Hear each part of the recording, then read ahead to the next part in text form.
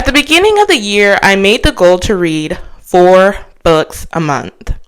And I gave these specifications. 1 had to be for fun, 1 had to be spiritual, 1 had to be self-development, and 1 for education purposes.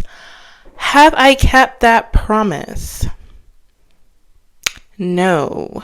But that is what we're about to get into today.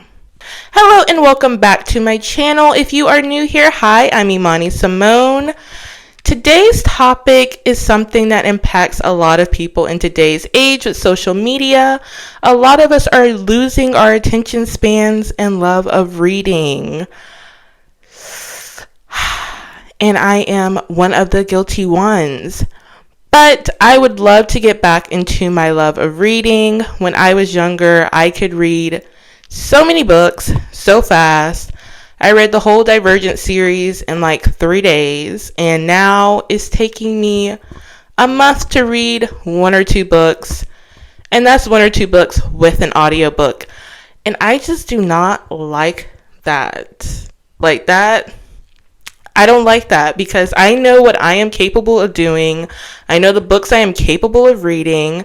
For goodness sakes, I read Twilight in the 4th grade, okay?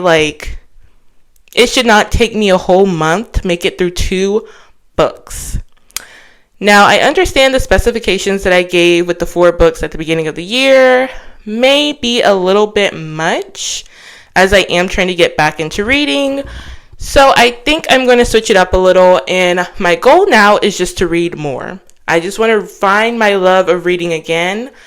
So I think I'm going to read more just fun books and challenge myself to read more. So right now, I'm averaging about 2 books a month. So this month, I want to give myself the challenge of reading 4 books, which was my same goal at the beginning of the year, I understand. But since I've been doing 2 books, I want to double it to 4, but without all the regulations. So I just want to read for fun, just to get back into the habit of reading. And then once I get back into the habit of reading, then I can put forth all of these specifications. If I do happen to reach the goal of reaching, the 1 spiritual, 1 educational, 1 self-development, that is all fine and dandy. But if I don't, as long as I'm reading, I count it as a win because I am upping my attention span and getting back into an old habit that I love. And I think it's important. We need to be using our brains. When you're scrolling through TikTok or social media, you are not using your brain. Not really. I know I do follow a couple of news people on social media, and I do a little bit of reading, but that little caption, that little paragraph, that is not really doing anything for our brains. So, I'm getting older too. I'm getting older. I want to keep my brain healthy and active. So, this is going to be also my to-be-read list for April. If I put it out here and I have to make an update video on if I put it out here and I make a video at the end of April about how I got out of my reading slump and ways to get back into a reading habit, then this keeps me accountable because you can come back and be like, Moni, how are the 4 books? Did you finish the 4 books? Please ask me, did I finish the 4 books at the end of the month? If you do not see a video, pressure me about it so I can finish reading the books. But here goes my to-be-read list for April. You can see, ta-da, my to-be-read list for April. The first on my to-be-read list is The Final Offer.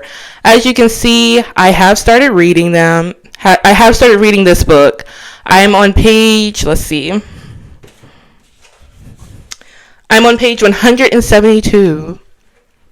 That's all I did in March. Well, plus an audiobook, which I want to talk about the audiobook later this week. So I will come back to the audiobook. Look for a video from it later because I only have 2 hours left of it. I will finish it. But look at my cute little bookmark that I made for it too. It's Bridgerton themed. I made it on Canva with the use of Pinterest for the picture because your girl cannot draw. But it says, "You are the bane of my existence and the object of all my desires." I love Bridgerton and the Queen Charlotte series. So I made my bookmark after them. Next on the to be read list, A Little Life by Hanya Yanagihara. If I mispronounced your name, I am so sorry. I have heard about this book a lot on TikTok. I wanted to read it. I'm not really a big crier, so I wanted to see, how sad is this book? Can this book really make me cry? Because if it can make me cry, then it truly is a devastating book. If not, and it truly is devastating and I still don't cry, then I am heartless, and I will accept my fate for that. Next, I am so excited about this book. This wasn't even on my to be read list, but I was going through Target yesterday and I saw it. I read the description, had to have it. Expiration Dates by Rebecca Searle. So she is the author of In 5 Years, which I actually read that book last month. And it was really good. The ending kind of had me messed up. We went through all that for that ending. I won't spoil the ending for you. If you have not read In 5 Years, you should read it. I think it's a good message, but at the same time, it really did have me messed up. Because for a second there, I really was rooting for a bad ending for the side character, so the main character could be happy. It was a lot of emotions because you're kind of rooting for a devastating ending so the main character could be happy, or maybe it was just me. Like I said, maybe I'm just heartless, but hey, I was rooting for the main girl. I was there for you, just for that surprise ending. We could have kept the friend. If that was all that was going to happen, we could have kept the friend. You make me feel bad for even thinking that throughout the book. But anyways, read the book and then you will understand what I'm saying. Expiration Dates, it seems like it's a cute one. It seems like it's also going to be really good. Maybe even better than In 5 Years. I like the idea of the storyline where she somehow gets all these pieces of paper with her boyfriend's names on them and how long they're going to date. But this last guy, she did not get a date for. So he might be her soulmate, but we don't know. I also started reading another book by her. What was it? The Edge of Falling? I only got through a couple pages of it. I'm not going to lie. But this one seems like it's going to be good, just like In 5 Years. So I'm excited for this one. And then last on my to be read list, I have had this on my list for a long time, but the app that I use for most of my books and audiobooks did not have it on there. But they had it in Target yesterday.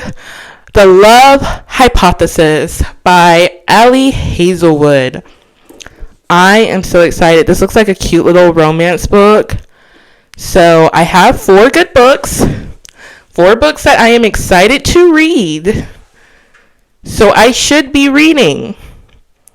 But we shall see. I'm going to try because I'm also still trying to become, I'm not going to say a 6 a.m. girly. That's pretty early for me. I'm going to say a 7 a.m. girly. I'm going to try to become a 7 a.m. girly. So maybe I need to set myself a bedtime and, put my phone on focus, and that way all I have to do is read. You can't be on your phone. You can't be on your devices. Read. But we will see. I'm going to try a couple different things. And then at the end of the month, I will come back and tell you what worked for me. Did I get through the books? This is my accountability post. I'm telling you right now, I'm going to make a video at the end of the month. So I have no other reason but to read these books, or I'm not going to have a video and y'all are going to hound me about it. And it's going to force me to read and everything's going to be good. But that is my to be read list for April. So that was my April to be read list. I'm sorry if it seemed a little bit rushed. I'm trying to do this video before heading off to church. But let me know, are you still trying to get into the habit of reading? And if you have gotten out of the reading rut, what worked for you? How did you get back into reading? What books did you like? What interested you more and helped you get back into reading? Let me know your tips down below. And if you like this video, please like, comment, and subscribe. And I will see you in the next one.